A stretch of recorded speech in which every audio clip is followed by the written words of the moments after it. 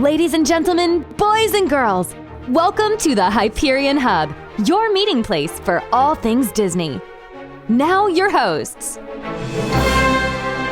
Hello, everybody. Welcome to the Hyperion Hub. I am John Alois, and I'm joined at the table once again by Sean Degenhart. Hey, howdy, hey.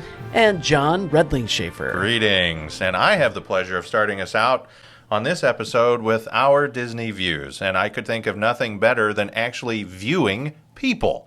Yes, that's right. You can go to a Disney park or anything related to Disney, sit there and watch the world walk by. And it's amazing. It is, and you can do it for hours, unless it's August in Central Florida, then you can think of a lot of other things to do than just sitting and baking in the sun. However, there are many times when you may do maybe a once or twice or triple take and go, man, that person looks like someone I know. Wait a minute, I think they're famous. And so I thought it would be fun to kind of share a couple of stories around the table of famous people we've either talked to, seen from a distance, or stalked as you walked around a Disney park or other location. So I'll just start with kind of a background. Disney likes to film their holiday parties and parades and TV shows well in advance. Disney, consummate professionals, we want it done right. So the idea is not to do it on Christmas morning because that's going to be a disaster if we do something live and it falls apart. And so my most recent story would be walking through the expanded spoke and hub system there at Magic Kingdom. And sure enough, Raven-Symoné was on stage performing. I have no idea if it was live or lip sync, but it was a wonderful sounding, and my children just stopped in their tracks, especially our teenage and preteen daughter that, wait a minute, she's on the that's so Raven. And it was just an amazing, fun time to see them do that. And I know that you guys also have some fun stories of running into celebrities at the parks. Well, just in general, I think anytime you see somebody famous, it could be anybody. It's such a cool moment because they kind of look like what they do on the screen, and they kind of don't, and you're reminded that they're actual real people. So that's always neat, and it catches you off guard. The two people that we've seen were both on the same trip, the two famous people that we saw. Back in 2002, we saw Kurt Warner, who is in the Pro Football Hall of Fame. At the time was playing for the St. Louis Rams. Right. They had just lost in the Super Bowl to the New England Patriots. But so he lost and he still went to Disney World. Still went to Walt Disney World. How about that? They are good in the marketing department, aren't they? We were in 50's Primetime Cafe, and we saw his wife walk in, Brenda Warner, and immediately my wife knew who that was because her family's all from St. Louis. Her mother has it in healthy fascination with Kurt Warner. She's listening to this right now. I know she is. She would admit that. Anyway, my wife turned the video camera that I have almost always glued in my hand towards the door, and in walked Kurt Warner, and I said, "Hey, Kurt Warner," and I ran over and I shook his hand, and immediately Disney security was on top of me, and they're like, "Leave him alone, he's just here to eat." I just was saying hello, but it was cool to see him. Do you sense a theme with John? There's definitely a recurring theme. Okay. And then the other person on that same trip, we were at the Grand Floridian eating lunch, and Larry King walked right through the restaurant, so that was neat. Just kind of waved hello to him, and he waved. Did he go, hello? Yeah. Illinois, hello. All right. So those are my two. Sean? Yeah, we've got just a couple, none that we really stalked or anything like that. But had Disney security come over? Okay. This last trip, I was standing in the UK in Epcot, or in UK, I guess, not in the UK, and standing in line to meet a character, and Mindy Johnson walks by. She is an author. She wrote that wonderful book, Ink and Paint, about the women of Disney animation, sitting right here on the coffee table. I almost hollered, "Hey, Mindy," but I couldn't get to her, and I didn't want to cause a scene. And then the next person we saw was Paige O'Hara, the voice of Belle.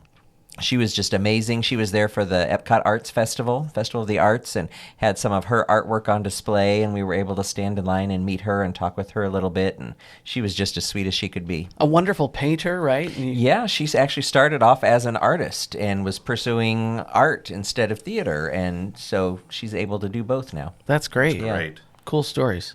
All right, this week we're going to take a look at Disney Plus. It has kind of taken over our house. I know it's taken over my devices. And let's go around the table here. What are your favorite shows or films or things that you've watched on Disney Plus?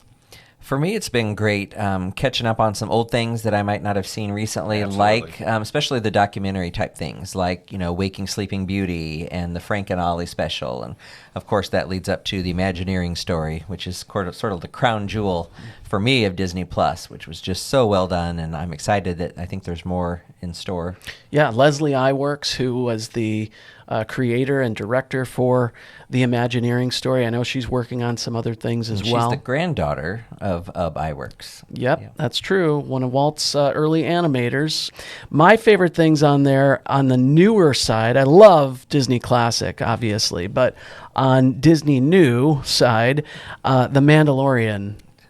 Every Amazing. single week. Yeah, Yes, absolutely. I think I watched each episode at least twice, and just so well done. And the Star Wars that we love, and I love all Star Wars, but this one kind of took over, and I would not be upset if Jon Favreau became the new leader of Lucasfilm after Kathleen Kennedy retires. I don't know if he's interested, but he clearly can tell a great story, and he tells a great Star Wars story. And the new Clone Wars season just came out. That's true. Now, I was not one who watched the original, so I'm speaking Okay. of taking advantage of Disney Plus. I'm watching the first season. I never got into it when it was on the first time. Various reasons. I didn't dislike it. I just didn't have time for it. So I'm enjoying it, and I can't wait for that final season. I do like the fact that they release shows weekly.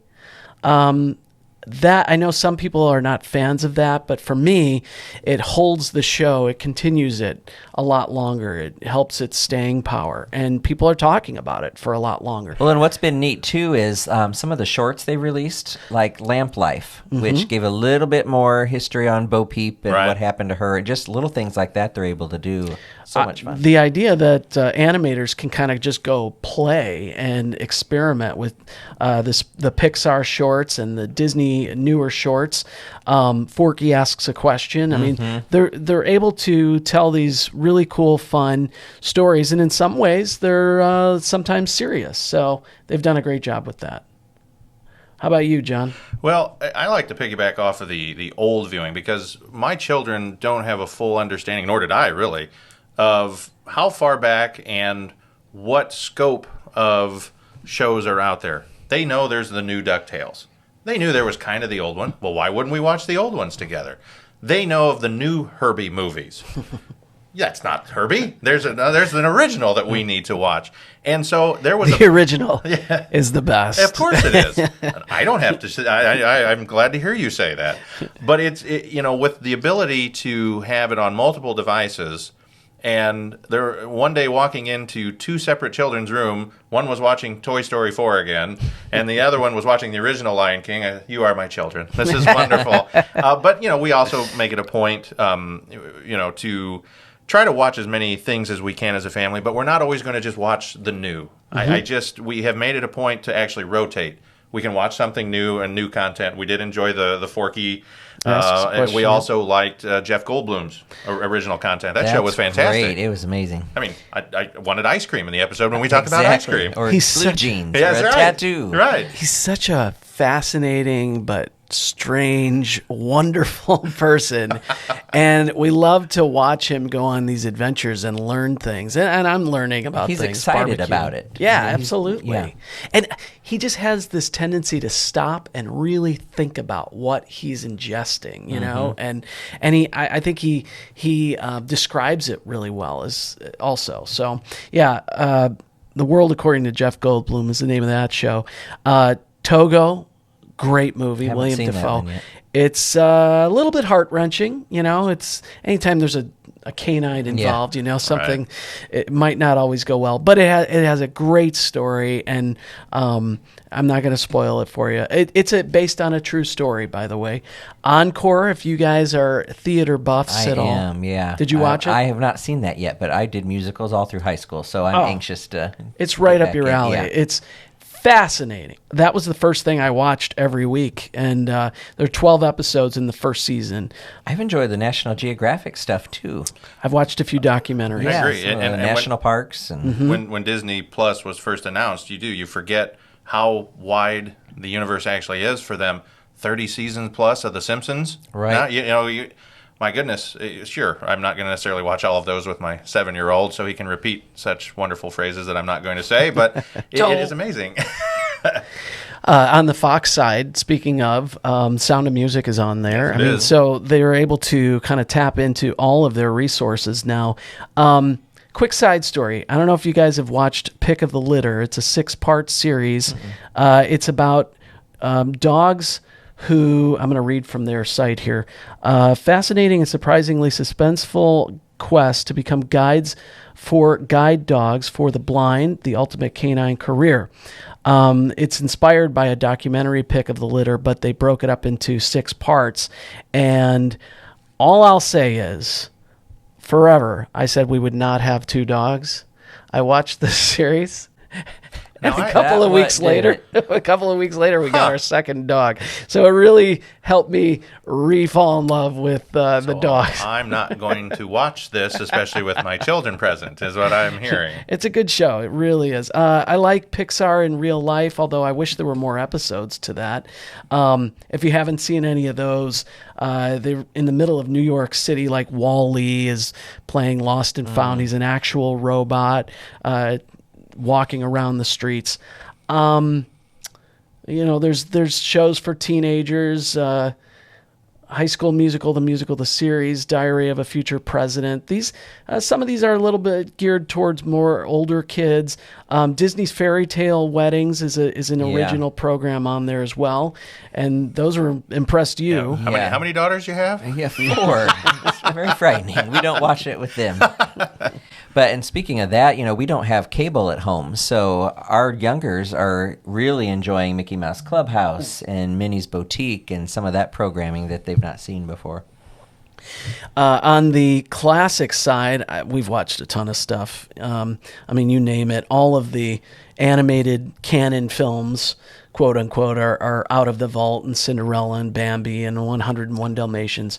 So I'll just put movies on in the background. I had Pinocchio on the other day, and it followed up with Sword in the Stone, as I'm working on things. We just watched 101 Dalmatians last night. The animation, the animated film. Yeah. Well, I have to say how grateful I am that Disney, after the first, few weeks, realized that we need to have a resume button, because sometimes I don't have an hour and a half or more to just sit and then, what did I watch and how far was it went into it? So the resume function, some people didn't even know there was that period of time where it didn't exist. And so I was grateful for that. I think it was very short. They responded quickly. Yeah. Yes, because even, where was I? And that was there was that functionality. But again, the multiple devices is incredible, because I don't know if this sounds crazy, but 4 children not always have the same idea, especially with different ages, nor do mom and dad. And sometimes we can all sit in different rooms and be just fine. I am curious to see what Disney Plus does to channels like the Disney Channel and Disney XD. Disney Channel's still releasing original programming, but will that always be the case? Or even Disney Movie Club. What are they going to be doing, and how are they going to market themselves different from Disney Plus? Yeah, and I'm one to collect a lot of DVDs. I think some people in my family are hoping that Disney Plus kind of replaces those. May not always be. Well, but the way they rotate, they rotate content. They do. They do. You have other providers where you go, all right, I have until this month to watch X, Y, and Z. You're going to have to watch that. And I don't know if that completely goes away because of that. They're going to rotate content as long as this is out there. And I'm hoping we start getting some of the more vintage content like Wonderful World of Color. Yeah, and I'd like to see more Mouse TV shows. episodes. Zorro and House at Pooh Corner and Absolutely. But definitely for me, I'm interested in those 50s shows and 60s shows for sure. They do place a lot of movies. A lot of the Wonderful World of Color or the Disney Sunday night movies are on there. And I do appreciate their search function. I like things like Disney Through the Years or Through the Decades, and they have everything broken up from the 1920s all the way up until modern day. And they have everything included in there, all the Star Wars films and all the different properties that they've picked up along the way. But they are still waiting on other contracts to come up. They don't have the Indiana Jones films on there, and they don't have all of their movies on there. So it'd be nice to see one day that bank just kind of fill up Right. completely. Now, do you know, my daughters were asking me and I didn't know, Muppet Show. Is Muppet Show part of the Henson acquisition? I'm really not sure. According to a couple of sources on the internet here, it is distributed by ITC Entertainment, Disney ABC Domestic Television, current. It's in parentheses. So possibly it's one of those shows that's kind of in contract limbo. Maybe it can only be seen in this country on Disney Plus. I'm not sure. It needs to. That would be Yeah. great. That was an awesome show. I guess to get your fix, just go back to Hollywood Studios and watch it there, right? Well, yeah, they were delivered on DVD several years ago. Yeah, we've got several. I think the first 3 seasons. Yeah, I think that's all they released. I don't think they ever released the 4th and 5th. Okay. At least according to Amazon. One other thing on Disney Plus, there is a vintage Disney section, and they do have a few episodes of the Mickey Mouse Club. 5 episodes, it looks like, but they also have Spin and Marty and some other things on there as well that I think some more Disney history buffs would enjoy. We'd like to see more, though, for sure. I've got one more important question for you guys. What avatar do you use for your profile? I've got Angry Donald Duck because that's the story of my life. Well, currently, go ahead, Sean. What do you have? I just changed it. You and guys I'm change looking to yours? see- I do on occasion. Oh, is it kind of whatever mood you're in? I Right mean, I'm just now, I'm always Woody. Donald. Right now. I started as Mickey, and I'm Woody. Okay. I started as Mickey, and right now I'm the Mandalorian. My Star Wars son, guys. my son is Oswald. My daughter is Minnie Mouse, and my wife is Spider-Man, who I'm pretty sure did not select that herself. My daughter is Mandalorian. Oh, wait, reverse that. My daughter is Spider-Man. So And my girls made their mom's avatar Mother Gothel. I'm not sure what that says, but Well, I'm you just know, going Mother to keep. knows I'm going to keep the rest of my family close to my vest, and I'm sorry I brought up this question. well, okay. One last question: what was the first thing you watched when Disney Plus launched? I know what you watched. I think- Steamboat Willie. Yep, so did I. So did I. Oh, great. All right. We're all in agreement. What are some of your favorite shows on Disney Plus? We'd love to hear from you. You can write us at podcast@thehyperionhub.com. Until next week, have a great week, everybody. We're glad you could join us. We'd love to hear from you. You can email or send us a recorded audio message at podcast@thehyperionhub.com. Find us on social media on Facebook, Instagram, and Twitter. The Hyperion Hub is not affiliated with the Walt Disney Company or its subsidiaries. We'll meet you next time at the Hyperion Hub.